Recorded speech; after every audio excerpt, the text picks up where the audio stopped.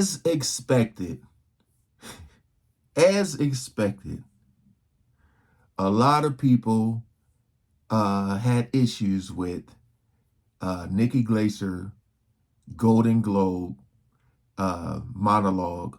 A lot of celebrities, people were calling it distasteful. I mean, if you watch her on the road, she be going in on people. So what she did on the Golden Globes, it looked like she kind of, she didn't go too hard. She didn't. But a lot of people were saying that they had an issue with her Diddy jokes. Let me just say this.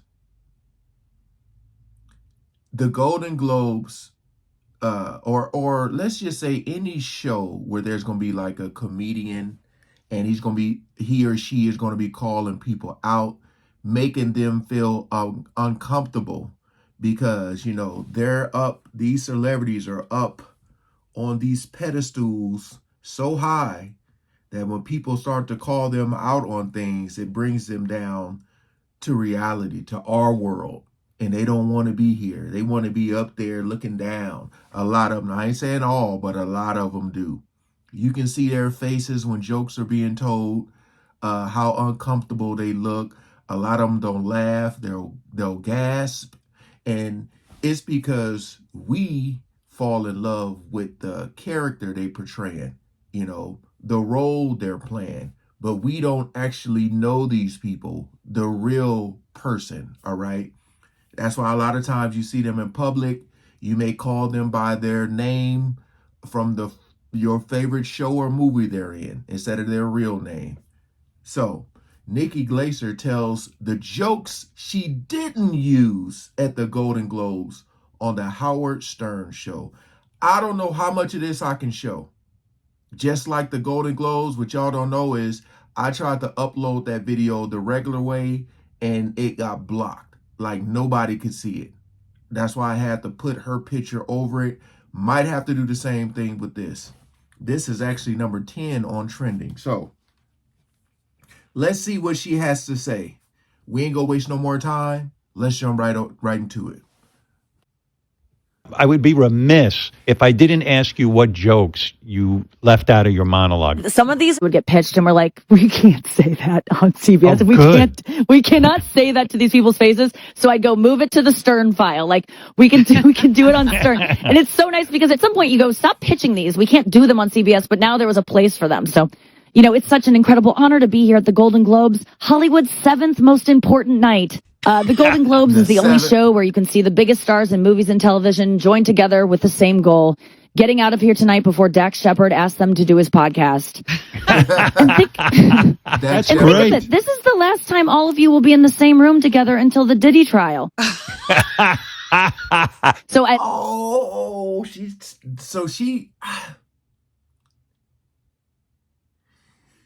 Yeah, see? If you guys, I'll leave the link to this video so you can see. I think her name is Robin, right? The black lady, his co-host, her laughing. But again, I don't think that's too bad. But for a lot of people, like when they feeling uncomfortable, dang. Say it again. Night before Dax Shepard asked them to do his podcast. That's and great. Think of it, this is the last time all of you will be in the same room together until the Diddy trial. Man. So at one point in the show, I go, oh, look, it's 2-time Holocaust survivor Adrian Brody. Because he's been in 2 Holocaust films. Right. Yes. That's and I said, if Adrian Brody could go back in time, he would thank baby Hitler for his career. And that I like that. Only Murders in the Building is amazing. And I think it's so cool that legends like Steve Martin, Martin Short, and Meryl Streep are still at it, putting out some of the best performances of their careers. And it's so inspiring. And it just goes to show you are never too old to still need money. Please don't fight Jake Paul. The wild robot. So for her, it's all about her delivery, man. Even though she's reading, and normally when she's on the stage, she's looking around at the crowd and stuff, but it's something about her voice. Like you don't expect, like she has a nice voice. She seems like if she talked to you, it would be nice, like she can read children books or something like that. But when she delivered these jokes, it's such a shock because it's like, dang. But wow, she said, don't fight Jake Paul. Everybody trying to, cause I know she probably knows it's probably all staged too. Martin Short and Meryl Streep are still at it, putting out some of the best performances of their careers. And it's so inspiring. And it just goes to show you, you are never too old to still need money.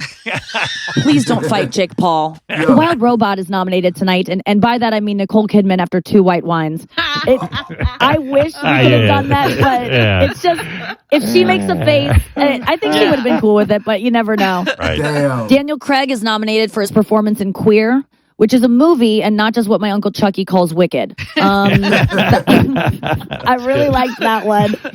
Oh, these are fun. Okay, Nicolas Cage. Nicolas Cage is here tonight looking well rested after a night of sleeping in Elvis's coffin. Nicolas Cage. Nicolas Cage is here, and so is the band of skeletons that follows him playing ragtime jazz. That one was just too weird. Oh, Squid man. Game is a show where people starve themselves while ruthlessly competing for the ultimate prize. Oh, wait, no, sorry. That's this show.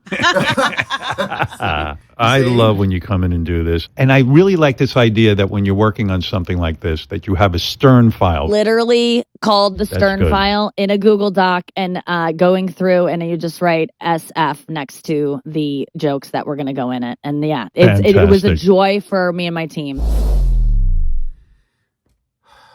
I don't know, you guys. Like, comment below. I'm gonna read some of the comments here, but I feel like she could have said all that. But you hear what she said, though. She said that she looks around, like when she says a joke about someone, she kind of look at them and see how they react to it. But it's like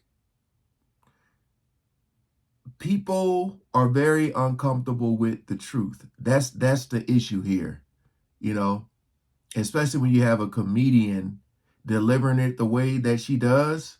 Like, I'm pretty sure when they got the memo that she was going to be hosting, everybody said, oh, damn. Because when Ricky did it, boy, you know, they was like, you ain't coming back. And when she did this, knowing how she roasts Tom Brady and how she would be roasting everybody else, people probably knew that they were going to be in for it. They just didn't know to what degree. She even said, I'm not here to roast y'all, and then starts to roast them.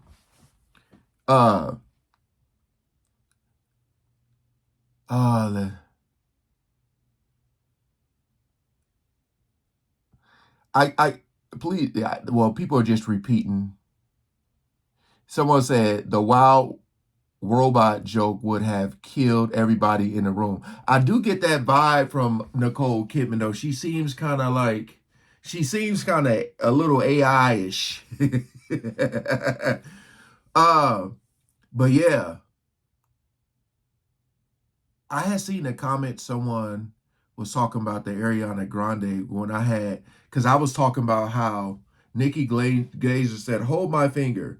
And then she went out, you know, Ariana had like put her hand out like she's going to hold it. Then the co-star from Wicked, I always forget her name.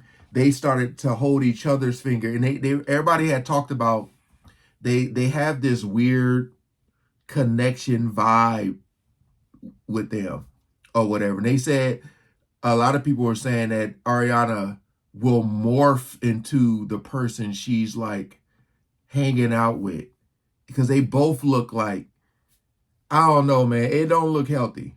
It doesn't. Because she was already short and petite.